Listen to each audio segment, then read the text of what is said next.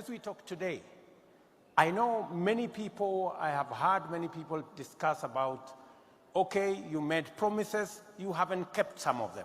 As we talk today, in 6 months' time, the stadium in Wote will be complete.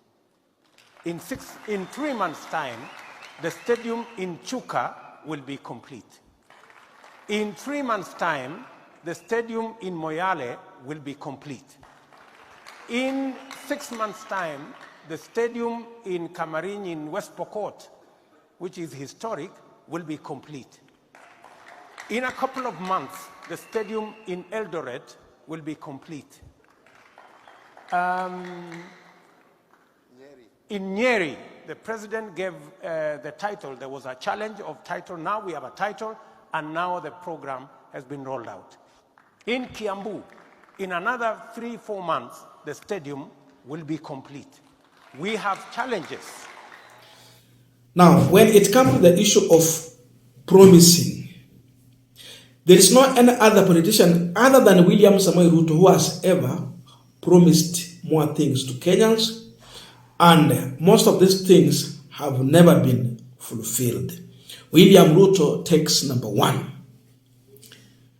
A man who speaks more and does too little. That is the reality.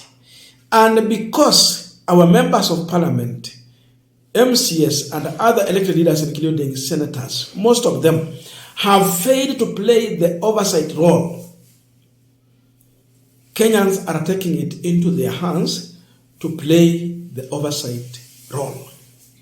In 2017, during the presidential election,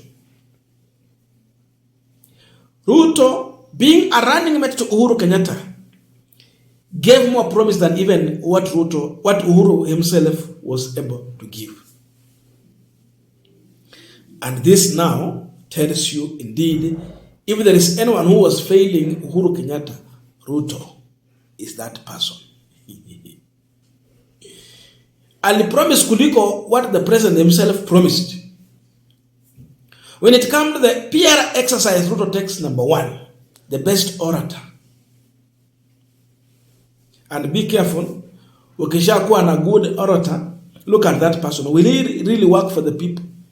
Ni heri hata ukuwe na president who cannot articulate too many things, but when it comes to delivering, he can do. And that elevates Kibaki. Kibaki wasn't a good orator, but at least he did tangible things. Anyway, on the issue of the Kimwarer, Aroro Dam, Kamariny Stadium, and many other things that Ruto promised, Mr. Morara decided to go and do wanaita visit to go and see really what is happening on the ground. So he went to Elgeyo Marakwet, where Kipchumba Murkomen is coming from, just to check on Kamariny Stadium. You know, at one point, Kenyans referred to William Ruto as Mr. 6 months time. 6 months time. So Ruto promised that Kamariny Stadium will be complete. But that passed. We came to 2022 campaign. He said that Uhuru Kenyatta is sabotaging him by delaying some of the projects in Rift Valley such that he failed in his quest for the presidency. Today, Ruto is the president. The question is, did he complete the Kamariny Stadium that was supposed to be done in 6 months' time?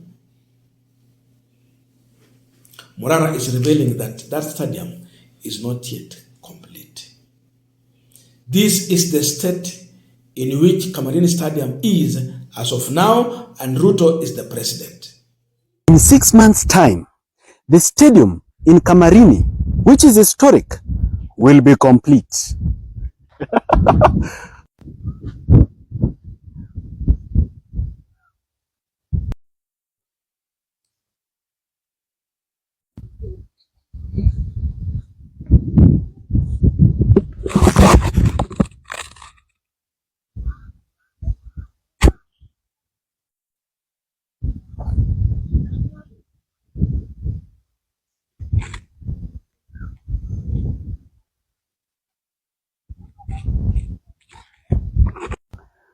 I am at AIC Kamariny. AIC Kamariny is next to Kamariny Stadium. This is Elgeyo Marakwet County.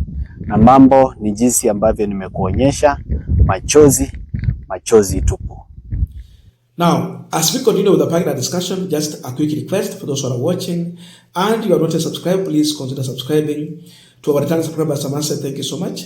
And again, to all our viewers, please give this video a thumbs up. Thank you so much, and back to our discussion. Now, the Audit General, that was after 2017 election, somewhere 2019 there, did the audit on some of the project. And the confirmation was that there are items that were bought which seems to be, questionable in terms of if you are supposed to put up a road, how then do you go ahead to purchase items that are not part of the materials to putting up a road? Umeambiwa jenga barabara, wewe unaenda unanunua thermos, ama unaenda unanunua ng'ombe na usinianaje na kujenga barabara. So on the issue of Aror and Kemaror Dam, the result was that the money was released, but they ended up buying a bath towel, face towel, hand towel, spoons, mugs, plates, dishes, cooking pans. I think those are the items you will consider to buy if you are intended to put up a hotel. Hospitality industry.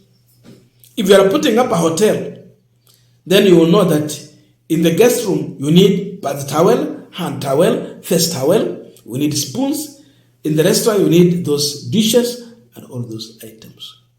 So pesa za kujenga madams zilitumika kwa mtu ambaye alikuwa amejenga hoteli to install the facilities needed in a hotel.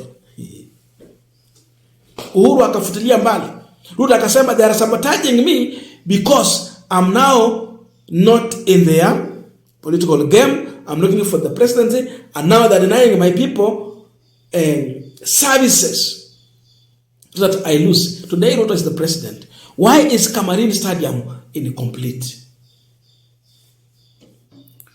Why is the Kamariny Stadium in dilapidated state? He has power, there is money, and why is it not yet complete? Uhuru is not the president, he's no longer sabotaging him.